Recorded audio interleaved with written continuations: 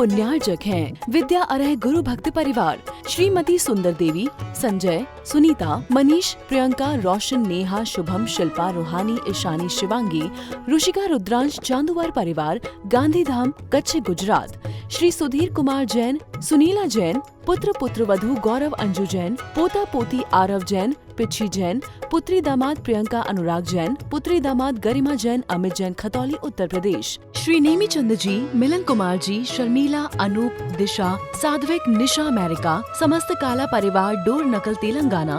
महावीर जी, रूपा, प्रथम, समस्त पांड्या परिवार, वारंगल। कलश, प्रीति, समस्त पाटनी परिवार, ब्रह्मपुरी, बड़जात्या परिवार, राजस्थान। सकल दिगंबर जैन समाज, बड़गांव, सुरखंड, केकड़ी, राजस्थान। बोली भगवान महावीर स्वामी की, अहिंसा परमो धर्म की। परम पूज्य आचार्य गुरुवर श्री विद्यासागर जी महाराज की।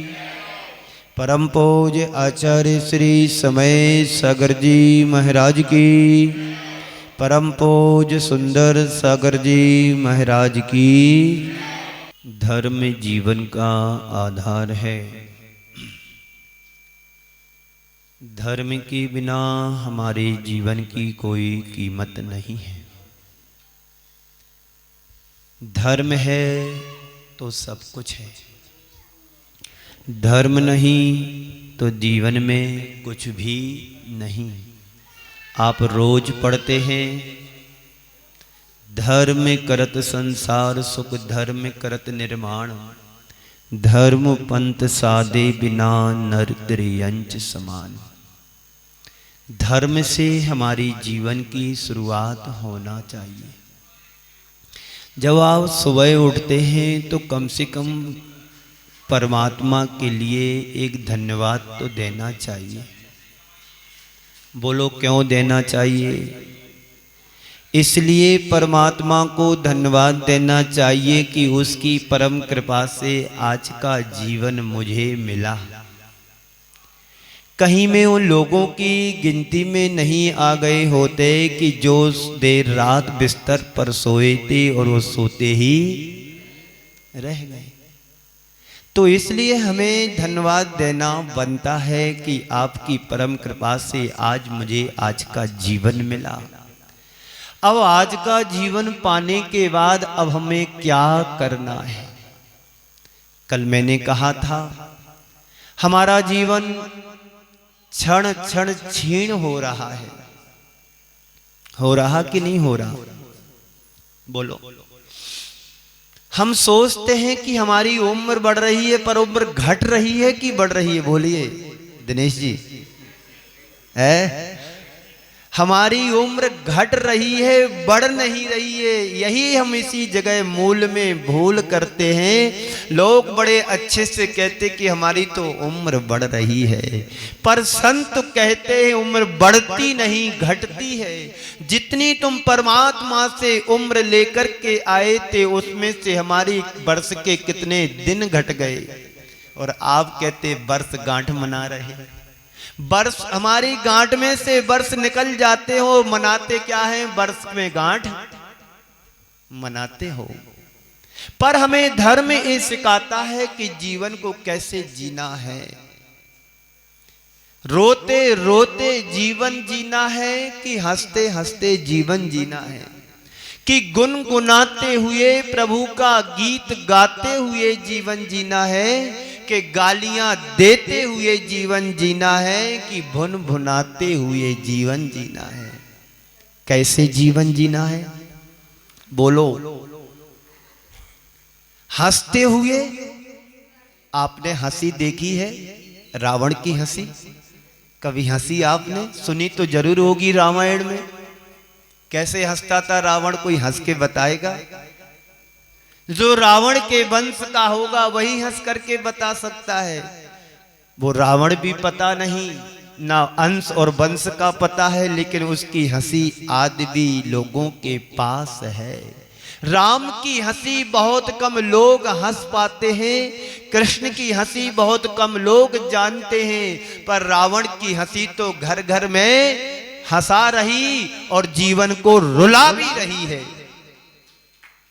तो धर्म जीवन का आधार कैसे बने? जिस व्यक्ति के जीवन में धर्म का आधार धर्म बन जाता है, उस व्यक्ति का जीवन सर्वांग सुंदर बन जाता है। किसी ने बहुत अच्छी पंक्तियां कही हैं, जब काली रात अमावस की, जब काली रात अमावस की, बीतेगी तब दिन आएगा। हमारे जीवन में कर्मों की काली रात है।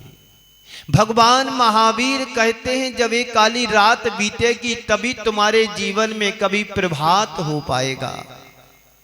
और जिस व्यक्ति के जीवन में प्रभात हो जाता है उसके जीवन में कभी रात, यही रात तो अंतिम, यही रात तो भारी। एक तरफ रावण चिंता में सो नहीं पा रहा है और एक तरफ राम पूरी रात जाग रहे हैं, युद्ध चल रहा है। और आज भी इस भारत देश में नहीं, पूरे विश्व में, ऑल यूनिवर्स में युद्ध चल रहे हैं। यही रात अंतिम, यही रात भारी, सुबह होगी किसकी जीत किसकी हार, किसकी माथे की बिंदिया हटेगी, किसकी माथे की बिंदिया टिकेगी। यही रात अंतिम, यही रात भारी। तो धर्म जीवन का आधार होना चाहिए, तभी हम अपने जीवन को प्रशस्त बना सकते हैं, हम अपने जीवन को आगे बढ़ा सकते हैं। कर्म करने वाले इस संसार में बहुत हैं, लेकिन कर्म कैसे करना इस बात का ज्ञान बहुत कम बिरले लोगों को होता है। एक दिन भगवान महावीर ने गौतम गणधर से पूछा, हे गौतम, भगवान, गौतम कहता है भगवान महावीर से कि भगवान हम कैसे चले? आप लोग भी चलते हो, गाड़ी से चलते हो, 2 पहिए गाड़ी से चलते हैं, 4 पहिए गाड़ी से चलते हैं, और जिसमें कोई पहिए नहीं हो तो उससे भी उड़ते हो, है ना? कितने लोग हैं विमान में बैठे हैं अभी तक? हाथ ऊपर करो। कितने लोग हैं जो विमान में बैठे हैं? ईमानदारी से बोलना कि विमान में बैठे हैं। 1 2 3 5 6 और 2 8। इस सम्यक दर्शन के 8 गुण हैं। 9 पदार्थ हो जाते हैं। 30 लोगों में 9 लोग विमान में बैठे हैं। कैसा लगा विमान में बैठने के बाद? बोलो, कैसा लगा? अच्छा लगा ना? एक बार विमान में बैठ जाते हैं तो बार बार बैठने की आदत भी लग जाती है। पर संत कहते हैं ऐसे विमान में बैठने का पुरुषार्थ करो जिस विमान से कभी वापस आने का तुम्हारा मन ही ना हो। तो कैसे चले गौतम गणधर अपने भगवान से, आचार्य से, परमेष्टि से कहते हैं, गुरुदेव से कहते हैं कि हे भगवान मैं कैसे चलूं, कैसे चेष्टा करूं, कैसे कार्य करूं, कैसे खाऊं, कैसे सोएं, कैसे बैठें, कैसे उठे, कैसे चले और कैसे बोले। ये भी एक कला है बोलने की, चलने की भी कला है, खाने पीने की भी कला है, उठने बैठने की भी कला है। एक कुत्ता होता है वह भी जब बैठता है तो पूंछ से झाड़ करके बैठता है, और आप लोग बैठते तो बिना देख करके जहां पर जो बिछा है बैठा है बैठ जाते हो। तो भगवान महावीर तो हमें यही कह रहे हैं। महावीर जयंती आने वाली है। कब है महावीर जयंती? 30 तारीख को मना रहे। कुछ लोग 31 तारीख को मना रहे, मैं तो 30 और 31 वालों से कहना चाहता हूं, 30 और 31 तो ये तारीख से महावीर जयंती मनाने की तारीख है, लेकिन जो भगवान महावीर का होता है वो हर पल भगवान महावीर को मनाता रहता है और हर पल भगवान महावीर की मानता भी है। हर वर्ष में एक बार तुम भगवान महावीर की जयंती मनाते हो और 364 दिन क्या करते हो? रावण का काम करते हो, कंस का काम करते हो, भगवान महावीर को मानते हो पर भगवान महावीर की नहीं मानते हो। यही हमारे मूल में भूल है, यही हमारे जीवन की विडंबना है। जो भगवान महावीर ने हमें सिद्धांतों को बताया है, जो भगवान महावीर ने हमें दिया है, भगवान महावीर ने कहा जैसा तुम जीवन जीना चाहते हो संसार का वैसा जीवन हर प्राणी जीना चाहता है। तुम रोना चाहते हो क्या? पर कभी कभी रोना पड़ता है। कोई दूसरों के प्रति रोना रोता है, कोई खुद के प्रति रोना रोता है। भगवान महावीर कहते हैं अब तुम्हें रोने की जरूरत नहीं है, अपने जीवन में रौनक लाने की जरूरत है। रोते रोते सारी जिंदगी बीत जाती है, जीवन में रौनक नहीं आ पाती है। वजह क्या है? कारण क्या है? रावण के पास सब कुछ था लेकिन उसकी बुद्धि ठीक नहीं थी। राम के पास कुछ भी नहीं था लेकिन उसके पास विवेक और ज्ञान था। एक के पास ज्ञान था और एक के पास ज्ञान का अहंकार था। दोनों में जमीन आसमान का अंतर रहा। ज्ञान दोनों के पास था। एक ज्ञान का स्वाभिमान के साथ जी रहा था और एक ज्ञान के अहंकार के साथ जी रहा था। जो राम होते हैं वो राम बन गए और भगवान बन गए, और जो रावण जैसे होते हैं, अहंकारी होते हैं, इस धरा पर उसका नामो निशान भी नहीं है।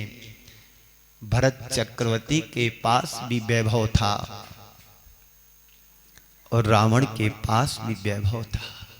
एक ने अपने वैभव का सदुपयोग किया और एक ने अपने वैभव का दुरुपयोग किया। एक ने अपने वैभव का सदुपयोग करके 72 जिनालयों का निर्माण करा दिया, जहां से हमारे धर्म की शुरुआत चल रही है और आज धर्म यहां तक चला आया है। आप लोग भी तिलक नगर में एक मंदिर बना रहे हैं, निर्माणाधीन है। ये मंदिर कब तक चलेगा? जब तक सूरज चांद रहेगा तिलक नगर का नाम रहेगा। ये तिलक अब कभी मिटना नहीं चाहिए। तुम्हारे भीलवाड़ा की शुरुआत तिलक नगर से होती है। किसी भी गांव में, पहले के नगर में, गांव में राजा महाराजा चारों दिशाओं में दरवाजे गेट बनाया करते थे, वहां से प्रवेश होता था। यदि कोई पूर्व दिशा से आता है तो पूर्व दिशा से प्रवेश करते थे, कोई पश्चिम से आ रहा है तो पश्चिम दिशा से प्रवेश करते थे, कोई उत्तर दक्षिण दिशा से आ रहा तो वहां से प्रवेश करते थे। और शाम ढलने के बाद चारों गेट बंद हो जाते थे, क्योंकि अब हमारे जीवन में पाप नहीं आना चाहिए। जहां पर रात होती वहां पर पाप होता है, जहां पर प्रभात होता है वहां पर धर्म होता है। भारतीय संस्कृति में प्रभात उस उगते हुए सूर्य को नमन किया गया है और डूबते हुए सूरज को नमन नहीं किया गया है। इसलिए हमारे देश में भारतीय संस्कृति में बड़े सम्मान दिया गया है उगते हुए सूरज के लिए, क्योंकि जैन दर्शन में सूरज को बिंब कहा है, विमान कहा है। उस विमान में अकृत्रिम चैत्यालय है, प्रभु परमात्मा का बिंब है, जिसे भरत चक्रवर्ती नमस्कार करता है। उस बिंब के लिए लोगों ने, वैष्णव समाज ने उस बिंब को ही नमस्कार करना शुरू कर दिया। बस थोड़ी सी मूल में भूल है, इसलिए उन्हें पता नहीं होने के कारण भरत चक्रवर्ती नमस्कार करता था सूर्य के विमान में बैठे हुए जिन बिंब को, तो लोग इस विमान को ही सब कुछ मान करके नमस्कार करने लगे। इसलिए धर्म को समझो और धर्म के साथ इतिहास के पन्नों को भी पलटने का प्रयास होना चाहिए। तो गौतम स्वामी ने भगवान महावीर से पूछा कि कैसे चले, कैसे बैठें, कैसे उठें, कैसे बोलें, कैसे खाएं, कैसे पिएं, कैसे सोएं, जिससे मैं पाप से बच सकूं। आप लोगों ने कभी विचार किया कि कैसे चलें? रोज चलते हो, चलने के बिना तो काम ही नहीं होगा। ओ,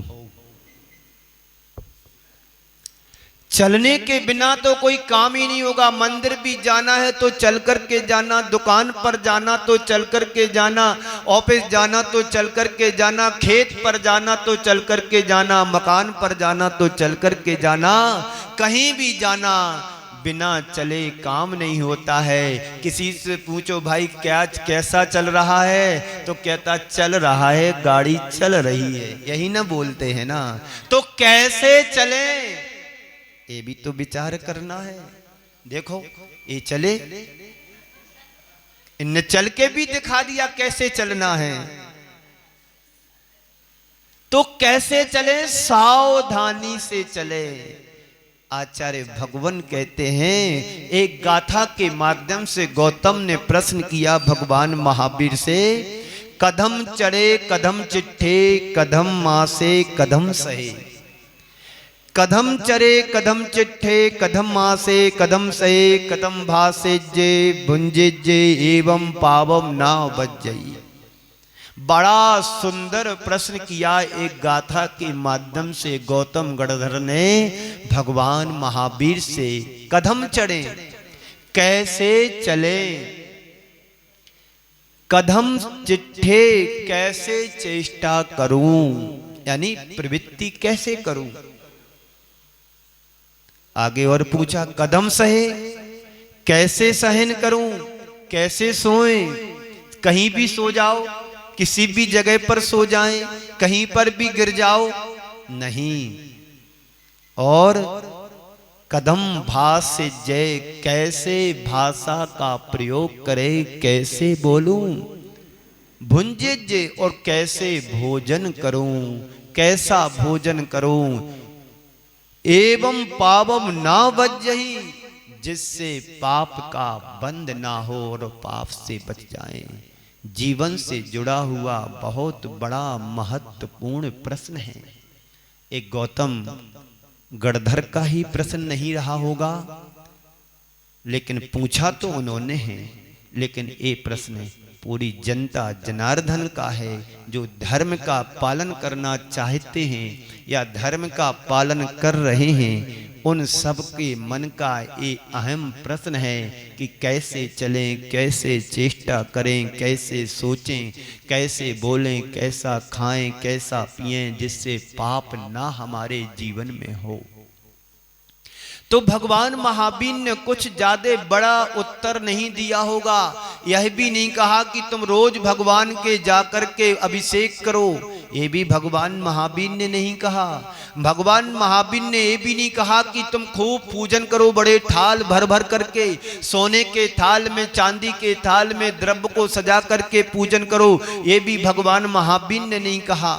इस कार्यक्रम के पुण्यार्जक थे विद्या अरह गुरु भक्त परिवार, श्रीमती सुंदर देवी, संजय, सुनीता, मनीष, प्रियंका, रोशन, नेहा, शुभम, शिल्पा, रूहानी, ईशानी, शिवांगी, रुशिका, रुद्रांश, चांदुवार परिवार, गांधीधाम, कच्छ, गुजरात। श्री सुधीर कुमार जैन, सुनीला जैन, पुत्र पुत्रवधू गौरव अंजू जैन, पोता पोती आरव जैन, पिच्छी जैन, पुत्री दामाद प्रियंका अनुराग जैन, पुत्री दामाद गरिमा जैन, अमित जैन, खतौली, उत्तर प्रदेश। श्री नेमी चंद जी, मिलन कुमार जी, शर्मिला, अनूप, दिशा, साध्विक, निशा, अमेरिका, समस्त काला परिवार, डोर नकल, तेलंगाना।